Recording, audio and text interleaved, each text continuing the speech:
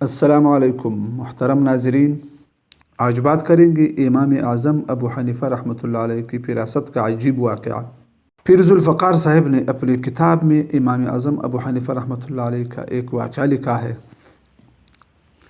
ایک مرتبہ حاسدین نے امام ابو حنیفہ رحمۃ اللہ علیہ کی ذلت و رسوائی کا پروگرام بنایا، کیونکہ آخری بار یہی ہوتا ہے۔ یہی کام منافقین نے کیا تھا کہ نبی کریم صلی اللہ علیہ وسلم کی زوجہ مطہرہ محترمہ سیدہ حضرت عائشہ رضی اللہ تعالی عنہا پر بہتان باندھا تھا۔ اسی طرح قارون نے بھی حضرت موسیٰ علیہ السلام کے لیے اسی قسم کا حیلہ کیا تھا کہ ایک عورت کو آمادہ کیا کہ جب حضرت موسیٰ علیہ السلام بیان کرنے کے لیے کھڑے ہوں تو مجمع میں کہہ دینا کہ انہوں نے مجھ سے گناہ کا مطالبہ کیا تھا، بے عزتی ہو جائے گی تو مجھے زکوٰۃ نہیں دینی پڑے گی۔ تاریخ میں اس قسم کے واقعات بہت ہیں۔ چنانچہ حاسدین نے سوچا کہ امام ابو حنیفہ رحمۃ اللہ علیہ کے دامن پر ایسا دبا لگا دیا جائے کہ لوگ بدظن ہو جائے، لہٰذا انہوں نے ایک جوان عمر بیوہ عورت سے رابطہ کیا کہ کسی حیلہ سے امام صاحب کو اپنے گھر بلا، ہم تمہیں اس کے بدلے میں بھاری رقم ادا کریں گے۔ عورت بیچاری پسلتی بھی جلدی ہے اور پسلاتی بھی جلدی ہے، وہ چانسے میں آ گئی۔ چنانچہ امام ابو حنیفہ رحمۃ اللہ علیہ جب رات کو گھر جاتے وقت اس عورت کے گھر کے سامنے سے گزرے تو عورت باپردہ ہو کر نکلی اور کہنے لگی، امام ابو حنیفہ رحمۃ اللہ علیہ، میرا خاوند فوت ہو رہا ہے، وہ کوئی وصیت کرنا چاہتا ہے اور وہ وصیت میرے سمجھ میں نہیں آ رہی، خدا کے لیے آپ وہ سن لیں۔ آپ گھر میں داخل ہوئے، عورت نے دروازہ بند کر دیا۔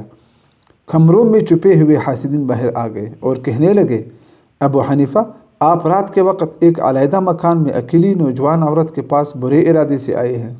چنانچہ اس عورت کو اور امام اعظم ابو حنیفہ رحمۃ اللہ علیہ کو لوگوں نے پکڑ کر پولیس کے حوالے کر دیا۔ حاکم وقت تک بات پہنچی تو اس نے کہا، انہیں فی الحال حوالات میں بند کر دیا جائے، میں صبح کے وقت کارروائی مکمل کروں گا۔ امام اعظم اور اس عورت کو ایک تاریک کوٹری میں بند کر دیا گیا۔ امام اعظم رحمۃ اللہ علیہ باوضو تھے، لہٰذا وہ نوافل پڑھنے میں مشغول ہو گئے۔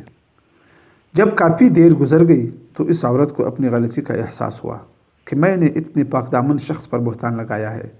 جب امام اعظم رحمۃ اللہ علیہ نے نماز کا سلام پھیرا تو وہ عورت کہنے لگی، آپ مجھے معاف کر دیں۔ پھر اس نے سارے رام کہانی سنا دی۔ امام اعظم ابو حنیفہ رحمۃ اللہ علیہ نے فرمایا کہ اچھا، جو ہونا تھا وہ تو ہو چکا، اب میں تمہیں ایک تدبیر بتاتا ہوں تاکہ ہم اس مصیبت سے چھٹکارا حاصل کر سکیں۔ اس نے پوچھا، وہ کیسے؟ امام صاحب نے فرمایا کہ تم اس پہرہ دار کی منت و سماجت کرو کہ لوگ مجھے اچانک پکڑ کر لے آئے ہیں، مجھے ایک ضروری کام سمیٹنے کے لیے گھر جانا ہے، تم میرے ساتھ چلو تاکہ میں وہ کام کر سکوں۔ پھر جب پہرہ دار مان جائے تو تم میرے گھر چلی جانا اور میری بیوی کو صورتحال بتا دینا تاکہ وہ تمہارے اسی برقعے میں لپٹ کر یہاں میرے پاس آ جائے۔ عورت نے رو دو کر پولیس والوں کا دل موم کر لیا اور یوں امام اعظم کی اہلیہ صاحبہ حوالات میں ان کے پاس پہنچ گئی۔ جب صبح ہوئی تو حاکم وقت نے طلب کیا کہ امام اعظم اور اس عورت کو میرے سامنے پیش کیا جائے۔ حاسدین کا جمع غفیر موجود تھا۔ جب پیشی ہوئی تو حاکم نے کہا کہ ابو حنیفہ، تم اتنے بڑے عالم ہو کر بھی کبیرہ کے مرتکب ہوتے ہو۔ امام صاحب نے پوچھا کہ آپ کیا کہنا چاہتے ہیں؟ حاکم نے کہا کہ آپ ایک نامحرم عورت کے ساتھ رات کے وقت ایک مکان میں اکیلے دیکھے گئے ہیں۔ امام صاحب نے فرمایا، وہ نامحرم نہیں ہے۔ حاکم نے پوچھا، وہ کون ہے؟ امام صاحب نے اپنی سسر کی طرف اشارہ کرتے ہوئے فرمایا، ان کو بلاؤ تاکہ شناخت کریں۔ وہ آئے، انہوں نے دیکھا تو فرمانے لگے، یہ تو میری بیٹی ہے، میں نے پلان مجمع میں ان کا نکاح ابو حنیفہ رحمۃ اللہ علیہ سے کر دیا تھا۔ چنانچہ امام اعظم ابو حنیفہ رحمۃ اللہ علیہ کی خداداد فہم کی وجہ سے حاسدین کی تدبیر کارگر ثابت نہ ہوئی اور ان کی سازش خاک میں مل گئی۔